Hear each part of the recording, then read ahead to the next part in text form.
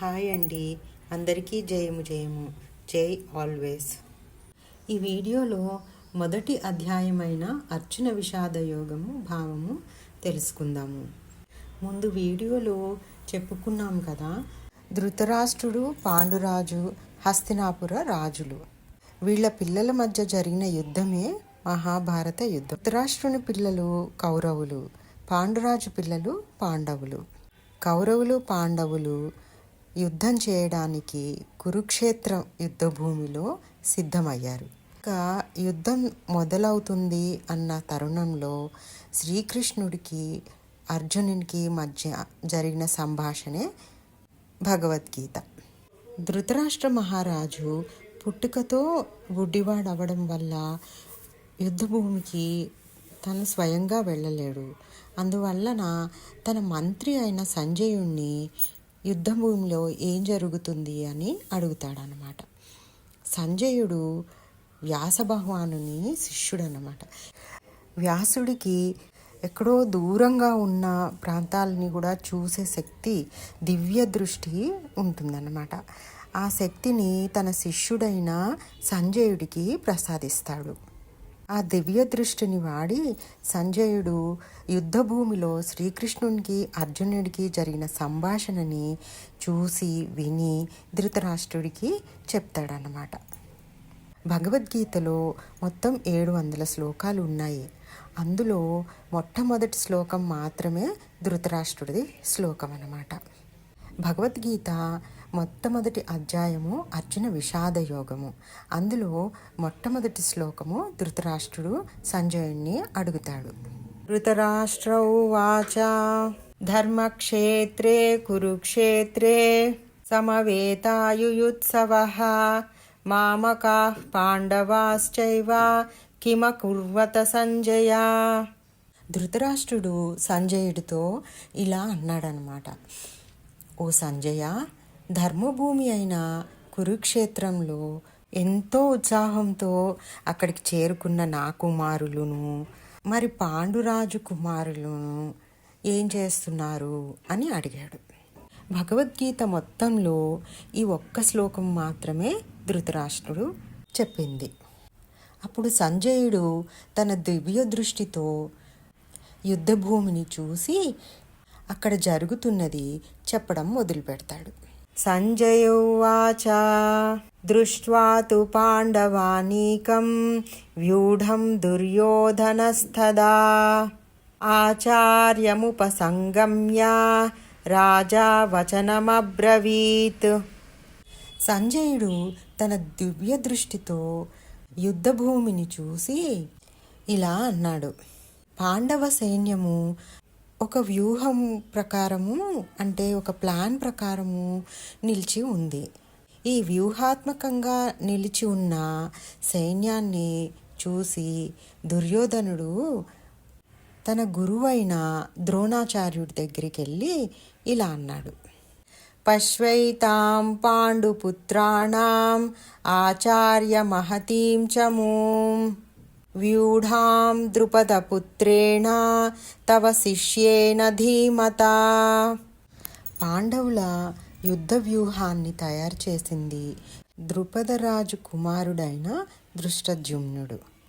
పాండవులకి కౌరవులకి విద్య నేర్పిన గురువు ద్రోణాచార్యుడు. దృష్టద్యుమ్నుడికి కూడా గురువు ద్రోణాచార్యుడే.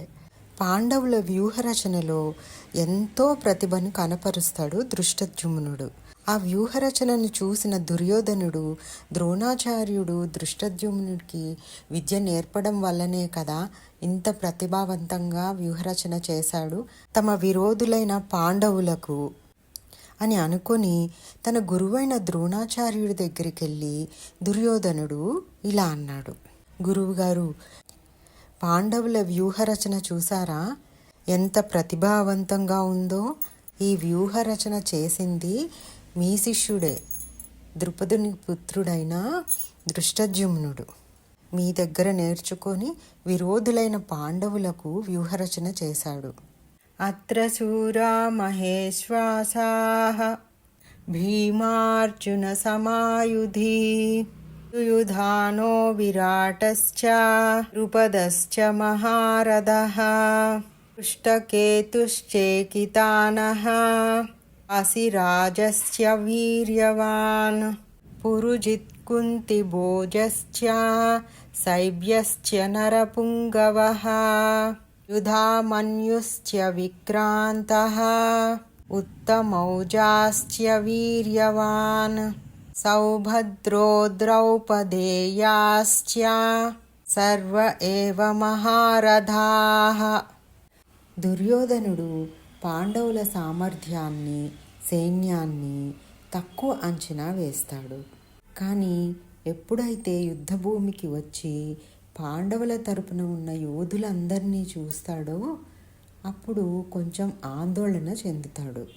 అదే ఆందోళనని వ్యక్తపరుస్తూ తన గురువుతో ఇలా అంటాడు: పాండవుల పక్షాన ఉన్న యోధులందరినీ చూడండి అని ఇలా పేరు పేరున వాళ్ళ సామర్థ్యాన్ని కూడా చెప్పడం మొదలు పెడతాడు. యుయుధానుడు, విరాటుడు మరియు ద్రుపదుడు గొప్ప ధనస్సులు కలిగి బలంలో భీమార్జులకి ఏమాత్రమూ తగ్గరు. అక్కడ ఉన్న వారిలో దృష్టకేతుడు, చేకితానుడు, వీరుడైన కాశీరాజు, పురుజిత్తు, కుంతిభోజుడు మరియు శైభ్యుడు వీళ్ళందరూ చాలా బలవంతులు. వాళ్ళ సైన్యంలో ఇంకా యుధామన్యుడు, ఉత్తమౌజుడు, సుభద్రాపుత్రుడు మరియు ద్రౌపదీ పుత్రులు ఉన్నారు. వీళ్ళందరూ బలవంతులు.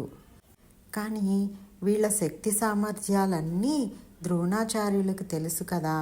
అయినా వాళ్ళ శక్తి సామర్థ్యాలని గుర్తు చేసుకొని ఇంత శక్తివంతులు పాండవ సైన్యంలో ఉన్నారనే ఆందోళనలో పేరు పేరున ద్రోణాచార్యులకి చెప్తాడు.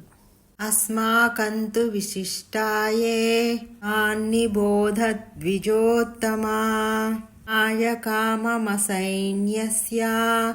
సంజ్ఞార్థం తాన్ బ్రవీమితే. ఇక్కడ ద్విజోత్తమ అంటే బ్రాహ్మణోత్తమ, తన గురువుని అలా పిలుస్తున్నాడు అన్నమాట దుర్యోధనుడు. ఓ బ్రాహ్మణోత్తమ, ఇంకా మన పక్షాన ఉన్న గొప్ప వీరుల గురించి కూడా చెప్తాను, వినండి గురువుగారు అని అంటాడు. భవాన్ భీష్మశ్చ కర్ణశ్చ కృపశ్చ సమితింజయః అశ్వత్థామ వికర్ణశ్చ సౌమదత్తిస్తథైవ చ. మన పక్షంలో ఎన్నో యుద్ధాలలో విజయం సాధించిన వాళ్లే ఉన్నారు. ఆ వీరులలో మీరును, భీష్ముడును, కర్ణుడు, కృపాచార్యుడు, అశ్వత్థామ, వికర్ణుడు మరియు సోమదత్తుని కుమారుడు ఉన్నారు అని అన్నాడు. అన్యే చ బహవః శూరాః మదర్తే త్యక్తజీవితాః నానాశస్త్రప్రహరణాః సర్వే యుద్ధ విశారదాః. ఇంకా చాలామంది నా కోసము ప్రాణాలు ఇవ్వడానికి సిద్ధంగా ఉన్నారు అని గర్వాన్ని వ్యక్తపరుస్తాడు. వీళ్ళందరూ యుద్ధ విద్యలో చాలా ప్రావీణ్యం ఉన్నవాళ్ళు, అనేకమైన ఆయుధాలు ఉన్నవాళ్ళు అని చెప్పుకొస్తాడు. అపర్యాప్తం తదస్మాకం బలం భీష్మాభిరక్షితం పర్యాప్తం త్విదమేతేషాం బలం భీమాభిరక్షితం అని పాండవ పక్షంలో ఎంతమంది వీరులున్నా మన సైన్యము చాలా అపారమైనది అని గొప్పలు చెప్తాడు. ఇంకా మన సైన్యాన్ని భీష్మ పితామహులు రక్షిస్తున్నాడు. అటు పాండవుల సైన్యాన్ని భీముడు రక్షిస్తున్నాడు. భీష్మ పితామహుడు చాలా అనుభవం కలవాడు. భీష్ముడి ప్రతిభ ముందు భీముని ప్రతిభ చాలా తక్కువ అనే ఉద్దేశాన్ని కనబరుస్తాడు. అయనేషు చ సర్వేషు యథా భాగమవస్థితాః భీష్మమేవాభిరక్షింతు భవంతః సర్వ ఏవ హి. దుర్యోధనుడు భీష్ముడిని ఒక కీలకమైన శక్తిగా భావిస్తాడు. అందుకని సైన్యంలోని నాయకులందరినీ తమ తమ స్థానాలలో ఉంటూనే భీష్మ పితామహుణ్ణి మీరందరూ సహకారాన్ని అందించాలి అని తెలియపరుస్తాడు. తస్య సంజనయన్ హర్షం కురు వృద్ధః పితామహః సింహనాదం వినద్యోచ్చైః శంఖం దద్మౌ ప్రతాపవాన్. అప్పుడు కురువృద్ధుడు అంటే వాళ్ళ కురు వంశంలోనే పెద్దవాడైన భీష్ముడు తన ధర్మాన్ని తప్పక నిర్వర్తిస్తాను అని సింహంలా గర్జిస్తాడు. పెద్ద శబ్దంతో శంఖాన్ని కూడా పూరించి దుర్యోధన్ని సంతోషపరుస్తాడు. తతః శంఖార్చ భేర్యశ్చ పణవానక గోముఖాః సహసైవాభ్యహన్యంత సశబ్దస్తు ములోభవత్. భీష్ముడు శంఖాన్ని పూరించంగానే కౌరవ సైన్యమంతా వాళ్ళ దగ్గరున్న వాయిద్యాలన్నీ అంటే మ్యూజికల్ ఇన్స్ట్రుమెంట్స్ అన్నీ వాయించారన్నమాట. అవి శంఖాలు, డోళ్ళు, డంకాలు, భేరీలు మరియు కొమ్ము వాయిద్యాలు. ఇవన్నీ ఒక్కసారి మోగేసరికి అక్కడున్న వాతావరణం అంతా చాలా కోలాహలంగా మారిపోయింది. తతః శ్వేతైర్హయైర్యుక్తే మహతి స్యందనే స్థితౌ మాధవః పాండవశ్చైవ దివ్యౌ శంఖౌ ప్రదద్మతుః.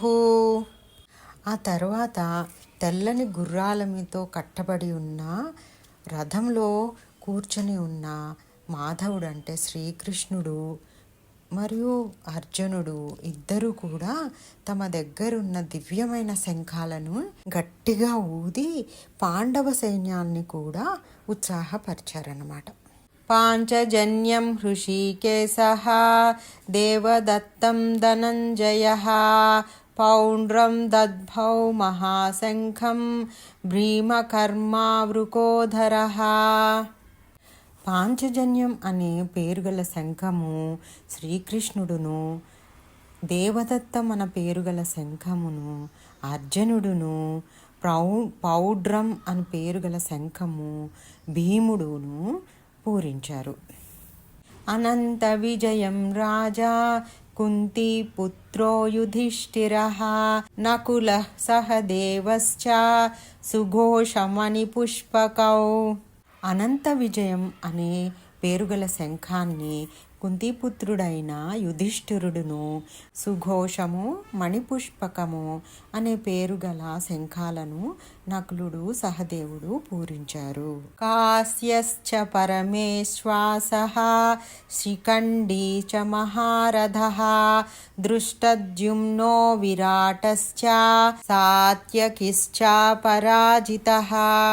విలువిద్యలో ఆరితేరిన కాశీరాజు, మహాబలవంతుడైన శిఖండి, దృష్టద్యుమ్నుడు, విరాటరాజు, సాత్యకి వీళ్ళంతా మహారథులు అంటే ఒక 10,000 సామాన్య సైనికుల బలము సమానమైన వాళ్ళు.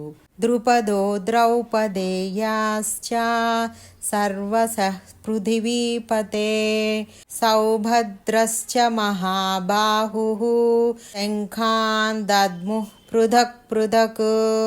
ఇంకా ద్రుపదుడు, ద్రౌపది యొక్క 5 కుమారులు, సుభద్ర కుమారుడైన అభిమన్యుడును వీళ్ళంతా చాలా భుజబలము కలవాళ్ళు అన్నమాట. వీళ్ళందరూ కూడా తమ తమ శంఖాలని పూరించారు. అంటే అందరూ తమ తమ శంఖాలను పూరించి మేము యుద్ధానికి సిద్ధం అనే ఉత్సాహాన్ని తెలియపరిచారు. సఘోషోర్ధార్తరాష్ట్రాణాం హృదయాని వ్యదారయత్ నభశ్చ పృథివీం చైవ తుములో వ్యనునాదయన్. ఈ శబ్దాలకి భూమి ఆకాశాలు దద్దరిల్లిపోయాయన్నమాట. ఈ భీకరమైన శబ్దము ధార్తరాష్ట్రం అంటే ధృతరాష్ట్రుని యొక్క కుమారులకి గుండెల్లో గుబులు పుట్టించిందనమాట. అథ వ్యవస్థితాన్ దృష్ట్వా ధార్తరాష్ట్రాన్ కపిధ్వజః ప్రవృత్తే శస్త్ర సంపాతే ధనురుద్యమ్య పాండవః. ఆ తర్వాత రథానికి హనుమంతుడి జెండా ఉన్న అర్జునుడు తన ధనస్సుని తీసుకున్నాడు. యుద్ధానికి ఎదురుగా నిలిచి ఉన్న ధృతరాష్ట్రుని కొడుకులని చూశాడు. హృషీకేశం తదా వాక్యం ఇదమాహ మహీపతే. అర్జున ఉవాచ సేనయోరుభయోర్मध्ये రథం స్థాపయమేర్చ్యుత. సమరానికి సిద్ధంగా ఉన్న కౌరవ సైన్యాల్ని చూసి అర్జునుడు కృష్ణుడితో ఇలా అన్నాడు. ఓ అచ్యుత, అచ్యుత అంటే శ్రీకృష్ణుడి ఇంకొక పేరు అన్నమాట. ఓ అచ్యుత, రథాన్ని 2 సేనల మధ్యలోకి తీసుకొని వెళ్ళు అని అడిగాడు. యావదేతాన్ నిరీక్షేహం యోద్ధుకామానవస్థితాన్ కైర్మయా సహ యోద్ధవ్యం అస్మిన్ రణసముద్యమే. అర్జునుడు చాలా ఉత్సాహంతో ఈ మహాయుద్ధంలో కౌరవ సైన్యంలో నేను ఎవరెవరితో యుద్ధం చేయాలో నేను చూడాలి అని అన్నాడు. యోత్స్యమానానవేక్ష్యేహం యయేతేత్ర సమాగతాః ధార్తరాష్ట్రస్య దుర్బుద్ధేః యుద్ధే ప్రియచికీర్షవః. ధృతరాష్ట్రుని పుత్రులు అందరూ దుర్బుద్ధి కలవారు. అయినా కూడా వాళ్ళ పక్షాన యుద్ధం చేయడానికి వచ్చిన వాళ్ళందరినీ ఒకసారి నాకు చూడాలని ఉంది అని అన్నాడు.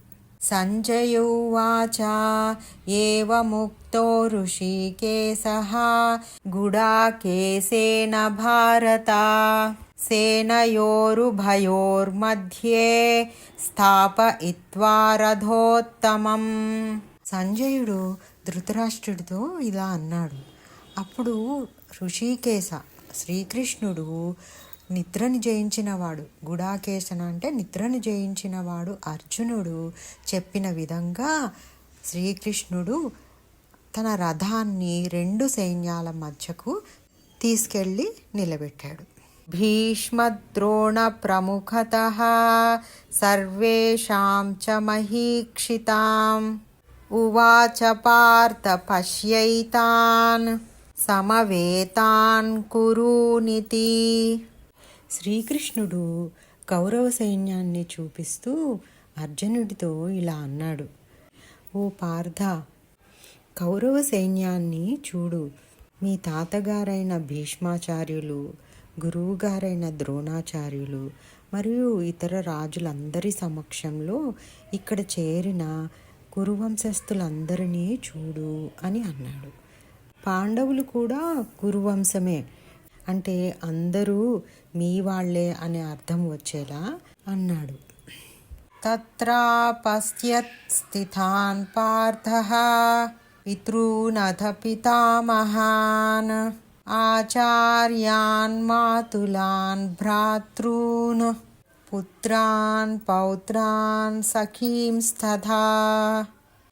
అక్కడ 2 సైన్యాలలోనూ ఉన్న తన తండ్రులను, తాతలను, గురువులను, మేనమామలను, సోదరులను, దాయాదులను, పుత్రులను, మనవలను, మిత్రులను, మేనల్లులను, తన శ్రేయోభిలాషులను అందరినీ అర్జునుడు తేరిపారా చూశాడు. శ్వశురాన్ సుహృదశ్చైవ సేనయోరుభయోరపి తాన్ సమీక్ష్య స కౌంతేయః సర్వాన్ బంధూనవస్థితాన్.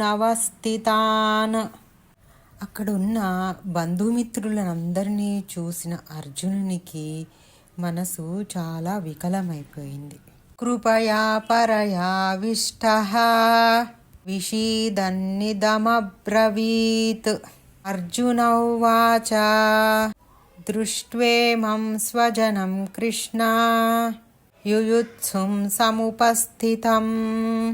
అర్జునుడి మనసు చాలా కరుణతో నిండిపోయి చాలా బాధతోటి శ్రీకృష్ణుడితో ఇలా అన్నాడు. ఓ కృష్ణ, యుద్ధం చేయాలనే ఉత్సాహంతో కూడి ఉన్న బంధుమిత్రులనందరినీ చూశాక నాకు దుఃఖం ఆగడం లేదు. సీదంతి మమ గాత్రాణి ముఖం చ పరిశుష్యతి వేపధుశ్చ శరీరే మే రోమహర్షశ్చ జాయతే. బాధతో నా శరీర అవయవాలన్నీ వణుకుతున్నాయి, నోరెండిపోతుంది, నేను వణికిపోతున్నాను, నా శరీర రోమాలన్నీ నిక్కబొడుచుకుంటున్నాయి. గాంధీవం స్రంసతే హస్తాత్ త్వక్చైవ పరిదహ్యతే నచ శక్నోమ్యవస్థాతుం మమతీవ చ మే మనః. గాంధీవము నా చేతి నుండి జారిపోతూ ఉంది.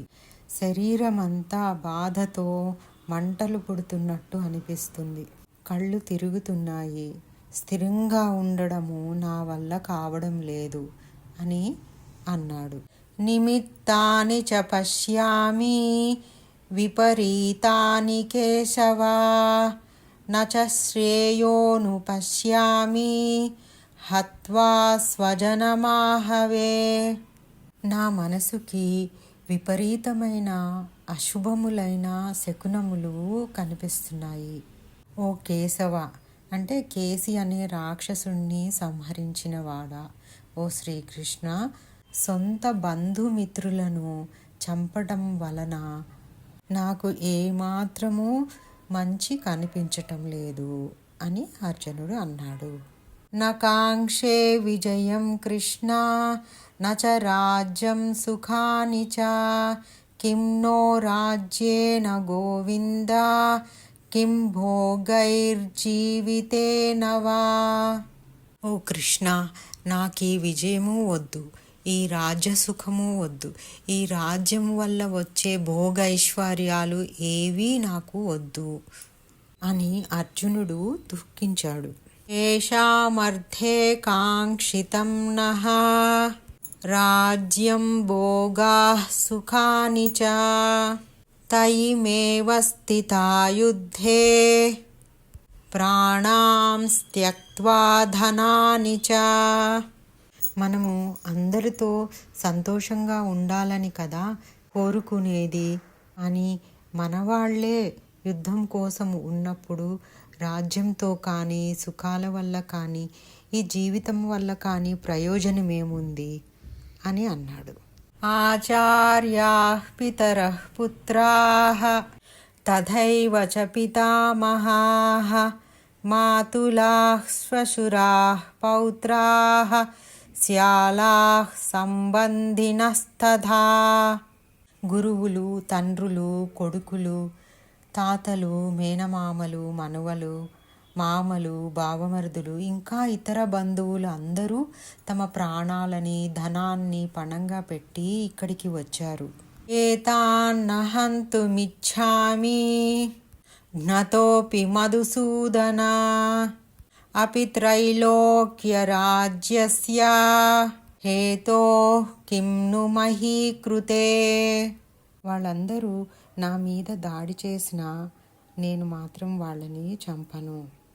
నేను ధృతరాష్ట్రుని పుత్రులు అందరినీ సంహరించిన ఈ భూమి మీద, ఈ ముల్లోకాలంతటి మీద నేను ఆధిపత్యం సంపాదించినా కూడా దానివల్ల ఉపయోగం ఏంటి? అందరినీ పోగొట్టుకున్నాక రాజ్యం సాధించి లాభమేముంది అని అడిగాడు. నిహత్య ధార్తరాష్ట్రాన్నః కా ప్రీతి స్యాజ్జనార్దన పాపమేవాశ్రయేదస్మాన్ హత్వైతానాతతాయినః. ఓ కృష్ణ, ఓ జనార్దన అంటే సర్వభూతములను అందరినీ రక్షించేవాడా, ధృతరాష్ట్రుని కొడుకులని చంపడం వల్ల మనం సంతోషంగా ఎలా ఉంటాము? వాళ్ళెంత దుర్మార్గులైనా వాళ్ళని చంపడం వల్ల పాపమే చుట్టుకుంటుంది కదా అని అన్నాడు. తస్మాన్నార్హా వయం హంతుం ధార్తరాష్ట్రాన్ స్వబాంధవాన్ స్వజనం హి కథం హత్వా సుఖినః స్యామ మాధవ. కాబట్టి మన సొంత వాళ్ళనే మనము చంపుకోవడము సరి అయిన పని కాదు. వీళ్ళందరినీ చంపుకొని మనము సుఖంగా ఎలా ఉండగలము కృష్ణ అని అడిగాడు. యద్యప్యేతేన పశ్యంతి లోభోపహత చేతసః కులక్షయకృతం దోషం మిత్రద్రోహే చ పాతకం. కౌరవుల ఆలోచనలన్నీ దురాశతో నిండిపోయి ఉన్నాయి. బంధువులను నాశనం చేయడము, మిత్రులను విశ్వాసఘాతకం చేయడం అలాంటి పనులు వాళ్ళకి తప్పనిపించవు. కథం నజ్ఞేయమస్మాభిః పాపాదస్మాన్నివర్తితుం కులక్షయకృతం దోషం ప్రపశ్యద్భిర్జనార్దన. కానీ ఓ జనార్దన, మన వాళ్ళనే చంపుకోవటం అనేది చాలా తప్పు అని మనకి తెలుసు. ఇది తప్పు అని మనకి తెలిసినప్పుడు ఇలాంటి పాపపు పని మనం ఎందుకు చేయాలి? మనం తప్పుకోవచ్చు కదా అని అర్జునుడు అడిగాడు. కులక్షయే ప్రణశ్యంతి కులధర్మాః సనాతనాః ధర్మే నష్టే కులం కృత్స్నం అధర్మోభిభవత్యుత. ఇలాంటి వంశనాశనాల వల్ల ఎంతో కాలంగా ఆచరిస్తున్న ధర్మాలు, ఆచారాలు నశించిపోతాయి. యుద్ధంలో వీరులు మరణించినప్పుడు వాళ్ళ కుటుంబ సభ్యులు ఏ ఆధారాలు లేక వాళ్ళు అధర్మం పాలవుతారు. అధర్మాభిభవాత్ కృష్ణ ప్రదుష్యంతి కులస్త్రియః స్త్రీషు దుష్ణాసు వాష్ణేయా జాయతే వర్ణసంకరః. ఓ కృష్ణ, ఈ పరిస్థితి వల్ల దుర్గుణాలు ప్రబలిపోతాయి. ఇంట్లో ఉండే స్త్రీలు నీతి తప్పుతారు, అనైతికంగా ప్రవర్తిస్తారు, అవాంఛిత సంతానానికి జన్మనిస్తారు. సంకరో నరకాయైవ కులఘ్నానాం కులస్య చ పతంతి పితరో హ్యేషాం లుప్తపిండోదకక్రియాః. ఈ అవాంఛిత సంతానము చాలా నరకప్రాయమైనది. వీళ్ళ వల్ల కులనాశనము జరుగుతుంది. అందరూ పతనమైపోతారు. శ్రద్ధ తర్పణములు ఆగిపోతాయి. ఈ కారణంగా పూర్వీకులు కూడా భ్రష్టు పట్టిపోతారు అని అర్జునుడు అన్నాడు. దోషైరేతైః కులఘ్నానాం వర్ణసంకరకారకైః ఉత్సాద్యంతే జాతి ధర్మాః కులధర్మాశ్చ శాశ్వతాః. ఇలా పాపపు పనులు చేసి కులనాశనం చేసే వారి అవాంఛిత సంతానము వల్ల వాళ్ళు నాశనమైపోవడమే కాక సామాజిక సంక్షేమ కార్యక్రమాలు, కుటుంబ సాంప్రదాయాలు కూడా శాశ్వతంగా నాశనమైపోతాయి. ఉత్సన్న కుల ధర్మాణం మనుష్యానాం జనార్దన నరకే నియతం వాసః భవతీత్యనుశృష్రుమా. ఓ జనార్దన, ఓ కృష్ణ, నేను పండితుల నుంచి ఏం విన్నానంటే ఇలా కుటుంబ ఆచారాలను నాశనం చేసేవారు ఎప్పటికీ నరకంలోనే ఉండిపోతారు అని విన్నాను అని అర్జునుడు అన్నాడు. అహో బత మహత్ పాపం కర్తుం వ్యవసితా వయం యద్రాజ్య సుఖలోభేన హంతుం స్వజనముద్యతాః. అయ్యో, రాజ్య సుఖములపై కాంక్షతో సొంత బంధువులను, మిత్రులను చంపటానికి సిద్ధపడము ఎంత పెద్ద పాపము. నిజంగా ఆశ్చర్యంగా ఉంది. రాజ్యకాంక్షతో ఈ దారుణం చేయడానికి కూడా సిద్ధపడ్డాము కదా అని ఆశ్చర్యపోయాడు. యది మామ ప్రతీకారం అశస్త్రం శస్త్రపాణయః ధార్తరాష్ట్రారణే హన్యుః తన్మే క్షేమతరం భవేత్. సంజయువాచ ఏవముక్త్వార్జునః సంఖ్యే రథోపస్థ ఉపావిశత్ విసృజ్య ససరం చాపం శోక సంవిఘ్నమానసః. సంజయుడు ధృతరాష్ట్రుడితో ఇలా అన్నాడు. అర్జునుడు యుద్ధం వల్ల వచ్చే నష్టాలన్నీ చెప్తూ చాలా బాధపడి మనసు బాణాలను వదిలేశాడు.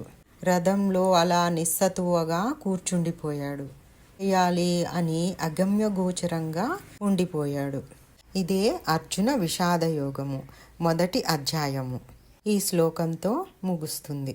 ఇది శ్రీమద్భగవద్గీత సుపనిషత్సు బ్రహ్మ విద్యాయాం యోగశాస్త్రే శ్రీకృష్ణార్జున సంవాదే అర్జున విషాద యోగో నామ ప్రథమోధ్యాయః.